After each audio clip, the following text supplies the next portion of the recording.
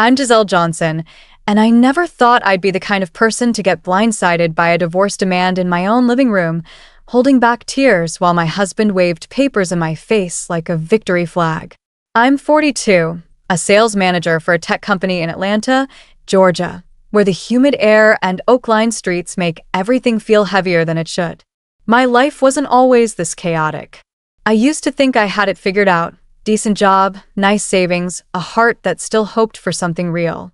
But that morning, when Ryan, my husband, looked at me with a smirk and said, "I don't need you anymore," it felt like the ground caved in, and it wasn't just the divorce that hit me like a freight train. It was what he said next. "Dad's bank account has $500 million, Giselle. I'm set for life.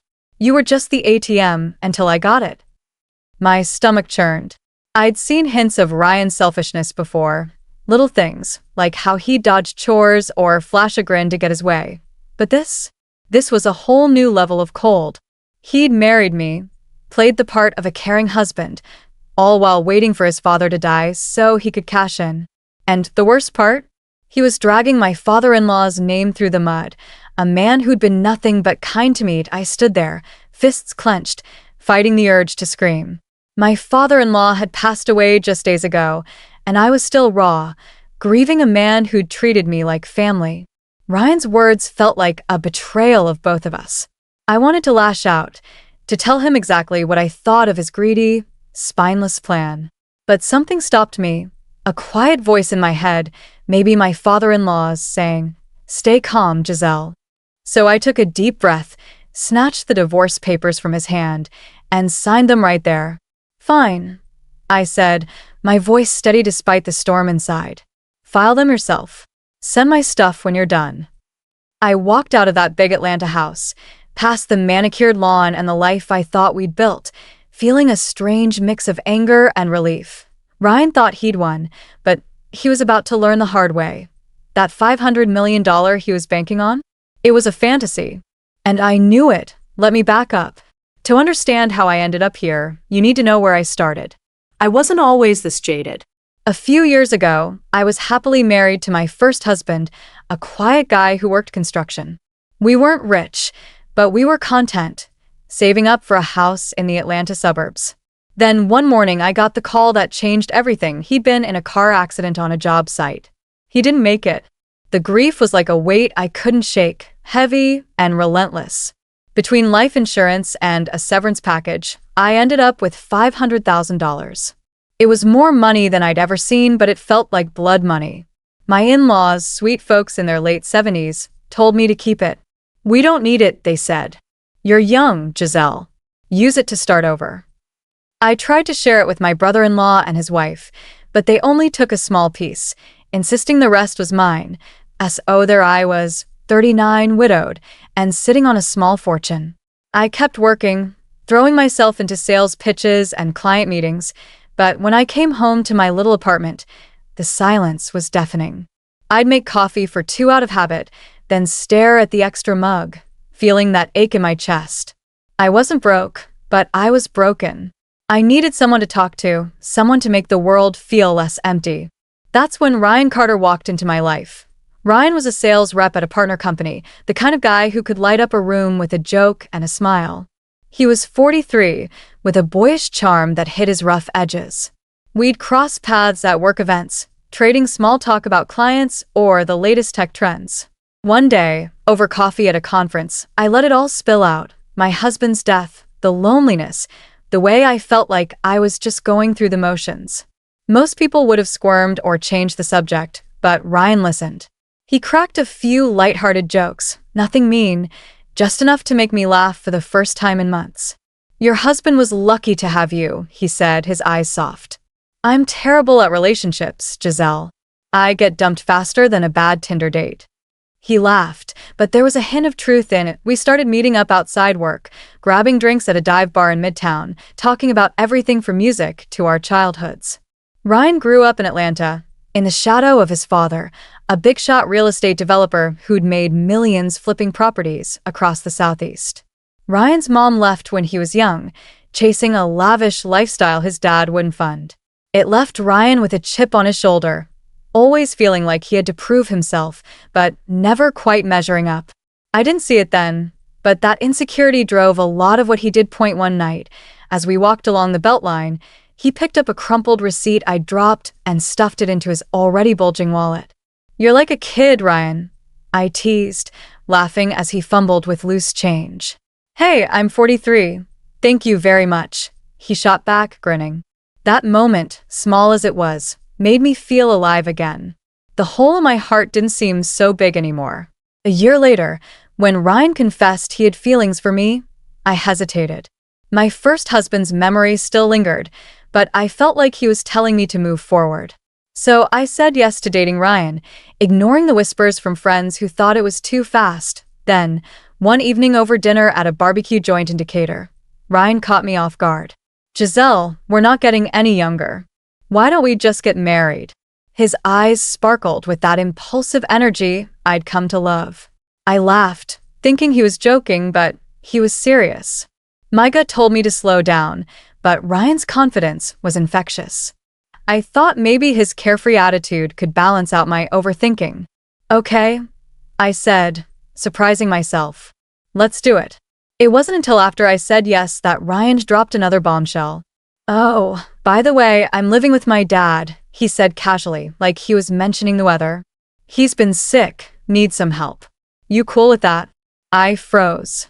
He had mentioned his dad before, not like this. "Why didn't you tell me sooner?" I asked, my voice tight. "Didn't want to scare you off," he said with a shrug. "It's no big deal. Meet him and you'll see." I wasn't thrilled, but I agreed to meet his father, hoping it wouldn't change things. Little did I know that meeting would shape everything that came next. Walking up to Ryan's dad's house in suburban Atlanta felt like stepping into a different world. The place was big, 3 stories, red brick, with a wide lawn shaded by ancient oaks. But it wasn't flashy. It was the kind of home that screamed old money, practical but impressive. My stomach churned with nerves. I'd heard Ryan talk about his dad, a retired real estate developer who'd built half the strip malls in Georgia, but meeting him felt like a test I hadn't studied for. Ryan, as usual, was unfazed, swinging open the gate like he was strolling into a bar. "Relax, Giselle," he said, flashing that grin. "Dad's gonna love you." Inside, the house smelled like cedar and old books. Ryan's dad was waiting in a recliner, propped up with pillows, his face kind but tired. He wasn't bedridden, just frail, needing a hand to get around. "Sorry to meet you like this," he said, his voice warm despite the strain. "I'm not as spry as I used to be." I smiled, trying to hide my nerves. "No trouble at all," I said. "It's great to meet you." We hit it off instantly. He asked about my job, selling software solutions in a tech market that was shifting faster than I could keep up. "Tough business, with everyone going cloud-based," he said, his eyes sharp. "You focusing on integrations or new markets?" I blinked, surprised. Most people glazed over when I talk shop, but he got it. We dove into a conversation about market trends, and for a moment, I forgot I was meeting my future father-in-law. It was like talking to a mentor. Ryan, meanwhile, fiddled with his phone, clearly bored. "Dad's stingy," Ryan muttered later as we left. "Could have built a mansion, but no, we're stuck in this place." I frowned, glancing back at the house. It was bigger than anything I'd ever lived in. How could Ryan call it stingy? But I let it slide, too caught up in the warmth of his dad's welcome. When Ryan and I got married a few months later, we moved into his dad's house. It made sense, there was plenty of space, and his dad needed help. Ryan had a big idea. He'd quit his sales job to take care of his dad full-time. "I've been a lousy son," he said one night, his voice softer than usual. "Dad's done so much, and I've done nothing. I want to step up, be the homemaker." I was skeptical. Ryan wasn't exactly Mr. Responsible. His wallet was still a mess of receipts and loose change, but I admired his heart. "You sure?" I asked. "You won't miss work?" He shook his head. "I'd regret not doing this more. I can always go back later." I nodded, hoping he meant it. My salary was enough for us, and his dad covered his own expenses, so I agreed to let Ryan handle the house at first. It was great. I'd come home from long days pitching software to find Ryan cooking dinner. Nothing fancy, just burgers or pasta, but it felt like a home. His dad would share stories about his real estate days, like how he turned a rundown lot into a community center that's still standing in downtown Atlanta. He wasn't just a businessman. He cared about people, funding local charities and mentoring young entrepreneurs. I respected him more with every conversation, and he seemed to see me as more than just Ryan's wife. "You've got a good head on your shoulders, Giselle," he'd say. "Don't let my boy drag you down." But the cracks started showing fast. Ryan was diligent for maybe a month, vacuuming, grocery shopping, helping his dad with small tasks. Then he got sloppy. I'd find him sprawled on the couch, scrolling through his phone, while dishes piled up in the sink. "Dinner's handled," he'd say, pointing to a takeout bag on the counter. I'd bite my tongue, too tired from work to argue. His dad noticed too, his face tightening whenever Ryan slacked off. One day, he pulled me aside. "I'm sorry, Giselle," he said, his voice low. "I thought marriage would straighten him out. He's always been careless." I forced a smile. "It's fine," I lied, but inside, I was starting to see Ryan's true colors. Things got worse when I noticed money missing from my account. I'd given Ryan access for emergencies, thinking he'd be responsible. Big mistake. One afternoon, I came home to find a shiny vintage Mustang parked in the driveway. "Whose car is that?" I asked, my voice sharp. Ryan didn't look up from polishing a new set of golf clubs in the living room. "Mine," he said, like it was no big deal. "You got your fancy bathroom from Dad." I deserve something too. My jaw dropped. The bathroom wasn't my idea. His dad had overheard me mention a leaky faucet and turned it into a full renovation, complete with a walk-in shower to help him get around. It was practical, not a luxury, and it helped everyone in the house. Ryan's car? That was $30,000 of my money, gone without a word. I checked my bank account later that night. He'd spent nearly $50,000 in a month: car, golf clubs, designer clothes, you name it. I was furious, not just at the money, but at the entitlement. "You can't just take my savings, Ryan," I said, slamming the bank statement on the table. He shrugged. "Dad's loaded. Once he's gone, we'll be set." "What's the big deal?" I felt sick. He was already counting down to his dad's death, like it was just a matter of time before he hit the jackpot. I wanted to walk out right then, but I looked at his dad, frail but still so kind, and I couldn't leave him with Ryan. Not yet. Living with Ryan in that big Atlanta house started to feel like walking on eggshells. I'd come home from grueling days at the office, pitching software to clients who wanted miracles for pennies, and find Ryan glued to the couch, surrounded by empty takeout containers. The house, once warm and welcoming, felt like a battlefield. I'd cook, clean, and do laundry, all while Ryan claimed he was taking care of Dad. But I saw the truth. He'd hired a caregiver to handle his dad's needs, freeing him up to do nothing but spend my money. One evening, I snapped. "Ryan, what does homemaker mean to you?" I asked, pointing at the sink full of dishes. He rolled his eyes. "Relax, Giselle. I got Dad covered. You're always so uptight." Uptight? I was working 10-hour days to keep us afloat while he treated my bank account like his personal piggy bank. I checked my statements again, another $10,000 gone, this time on a high-end watch. I confronted him, my voice shaking with anger. "You're spending my savings like it's nothing. This stops now." He just smirked. "Dad listens to you, fixes up the house for you. Why can't I have a little fun? His money's coming our way soon enough." I felt a chill. He wasn't just careless. He was calculating, waiting for his dad to die so he could cash, and I took back my bank card that night, locking him out of my accounts. Ryan didn't even flinch. "Whatever," he said. "You'll see, Giselle. I'm gonna be set." His confidence made my skin crawl, but I didn't argue. I couldn't shake the image of his dad, who'd been nothing but generous, being reduced to a paycheck in Ryan's eyes. I thought about leaving, packing my bags and starting over, but every time I looked at my father-in-law, I stayed. He deserved better than being left with someone who saw him as a means to an end. My father-in-law, and I grew closer through it all. He'd call me into his study, a cozy room lined with photos of community centers and parks he'd helped build. "Giselle, you're too good for this," he'd say, his voice soft but firm. "I'm sorry Ryan's putting you through this." I'd brush it off, not wanting to burden him, but he'd insist on talking. One afternoon, he told me about his biggest project, a community center in East Atlanta he'd poured millions into, hoping to give kids a safe place to learn and play. "It didn't work out," he said, chuckling. "Lost a fortune. But I'd do it again. It was for something bigger than me." His eyes lit up when he talked about it, and I saw the man behind the money, a dreamer who cared about people, not just profits. He wasn't stingy, like Ryan claimed. He was careful, spending on things that mattered. When I mentioned our creaky back porch, he didn't just fix it. He had it rebuilt with a ramp for his wheelchair, plus new decking that made the whole yard feel like a retreat. "Makes it easier for me, and you get to enjoy it too," he said with a wink. Ryan, of course, saw it differently. "Why's Dad spending all this money on you?" he snapped one night, slamming a beer bottle on the counter. "I asked for a new TV, and he said no. But you get a whole damn porch."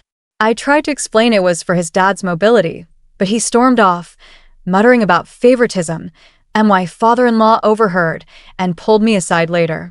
"Ryan's always been like this," he sighed. "His mom was the same, spent money like it grew on trees."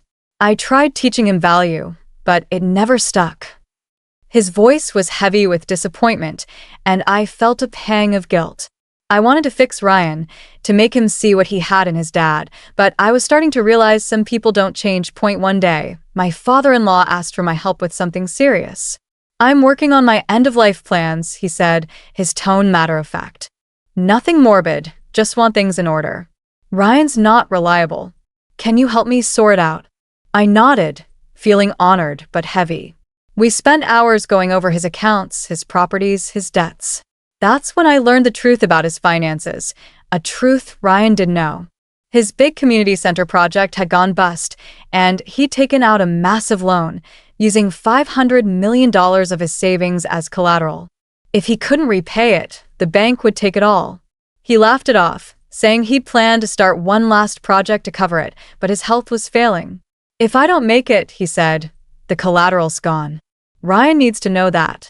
I promised to handle it if the time came, my heart aching at the thought. Ryan's behavior got worse after that. He stopped even pretending to help around the house, leaving the caregiver to do everything. He'd lounge in the living room, buying random gadgets online, a drone, a leather jacket, using his own savings now, but acting like he was untouchable. "Dad's got millions," he'd say, waving me off when I warned him to slow down. I kept my distance, focusing on work and my father-in-law's stories to keep my sanity. I knew something was coming, something big, but I didn't know how soon it would hit. The day my father-in-law passed away, it felt like the world lost a little of its light. He was gone just before his 80th birthday, taken by a sudden heart attack. The house in Atlanta, once filled with his warm laughter and stories, felt hollow. I sat in the living room, staring at the photos on the mantel, him cutting a ribbon at a community center, smiling like he'd just won the lottery. My heart ached, not just for the loss but for the time we'd had, so short but so meaningful. He'd been more than a father-in-law. He'd been a friend, a mentor, someone who saw me for who I was. I was still reeling, barely able to process the grief. When Ryan walked in, his face lit up like he'd just hit the jackpot. "Giselle, we need to talk," he said, his voice dripping with excitement. I looked up, expecting maybe a rare moment of vulnerability. Instead, he held up a stack of papers and grinned. "Let's get divorced." The word hit like a slap. I stared at him, my mind struggling to catch up. "What?" I whispered, my throat tight. He didn't miss a beat. "I checked Dad's account. $500 million, Giselle. I'm set for life. I don't need you anymore. You were just the ATM while I waited for this." My blood ran cold. I'd known Ryan was selfish, but this was a new low. He stood there, waving the divorce papers, gloating about how he'd played me, married me to coast on my savings until his dad's money came through. And the way he talked about his dad like he was just a stepping stone to a fortune made my stomach turn. I thought of all the times his dad had apologized for him, the way he'd hoped Ryan would grow up. Now, here was Ryan, spitting on that hope that I wanted to scream, to throw something, to make him feel the weight of his betrayal. My fists clenched so hard my nails dug into my palms. But then, like a whisper, I felt my father-in-law's calm voice in my head. "Stay steady, Giselle." I took a shaky breath and looked Ryan in the eye. "Give me the papers," I said, my voice flat. He smirked, handing them over like he'd already won. I signed them right there, my pen shaking but my resolve firm. "File them yourself," I said, tossing them back. "Send my stuff when you're done." I grabbed my purse and walked out, past the oak trees and the life I'd tried to build, my heart pounding with a mix of rage and something else, relief. As I drove away, a laugh bubbled up inside me, unexpected and sharp. Ryan thought he was about to live like a king, but he had no idea what was coming. That $500 million he was banking on? It wasn't what he thought. I knew the truth, and soon, he'd learn it the hard way. A few days after I left, I was holed up in a hotel near downtown Atlanta, scrolling through condo listings and trying to piece together what my life would look like next. My phone buzzed, and Ryan's name flashed on the screen. I almost ignored it, but curiosity got the better of me. "Hello," I said, keeping my voice neutral. His voice came through like a storm. "Giselle, what the hell did you do?" he shouted, so loud I pulled the phone away from my ear. He was panicking, his words tumbling over each other. I let him rant for a moment, then said, "Calm down, Ryan. Tell me what's going on." He was practically hyperventilating. "I went to the bank to pull money from Dad's account, and they said it's locked. There's $500 million in there, Giselle. What's happening?" I could hear the desperation in his voice, and part of me wanted to laugh, but I kept my cool. "You didn't know, did you?" I said, leaning back against the hotel headboard. "Your dad never told you about his business, because you never cared to ask. That $500 million? It's collateral. You can't touch it." "Collateral?" he sputtered. "What does that even mean?" I took a deep breath, remembering the hours I'd spent with my father-in-law, going over his plans. "Your dad poured everything into that community center in East Atlanta," I said. "He wanted to give back, build something for the city. But it tanked. He borrowed $500 million, using his savings as collateral. When he got sick, he couldn't start another project to pay it off. The bank gave him a 2-year grace period, but that's up now. The money's going to settle his debts. It's gone, Ryan." His voice dropped to a whisper. "You're saying there's nothing? $500 million, and it's just gone?" I nodded, even though he couldn't see me. "There's another account, Ryan, $75,000. That's your inheritance. That's what he left for you to live on." Silence stretched on the other end, and I could almost feel his world collapsing. $75,000, he finally said, his voice breaking. I spent everything I had, Giselle. I thought I'd get millions. I'm broke." I should have felt sorry for him, but all I felt was a quiet vindication. "You spent your money and mine," I said, my voice steady. "You assumed you'd hit the jackpot, but you never even talked to your dad about his plans.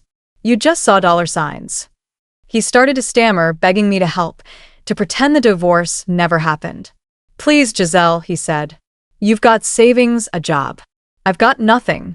I'm 43, unemployed, with barely enough to get by." I shook my head. "You made your choices, Ryan. You don't get to lean on me anymore. Figure it out."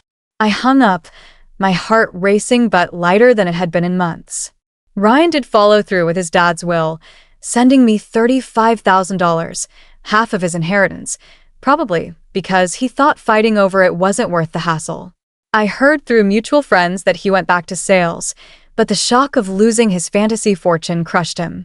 He made mistakes, got chewed out by bosses half his age, and quit after a month. Now he's scraping by as a part-time delivery driver, his savings dwindling with every bad decision. I don't wish him ill, but his troubles aren't mine anymore. As for me, I found a cozy condo in Midtown with a balcony overlooking the Atlanta skyline.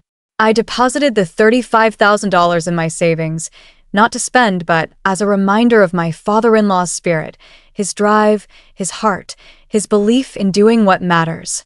Every time I check my account and see it there, it's like he's cheering me on, telling me to keep going. I'm back to long days at work, pitching software and closing deals, but now I come home to a place that's mine, filled with my own dreams.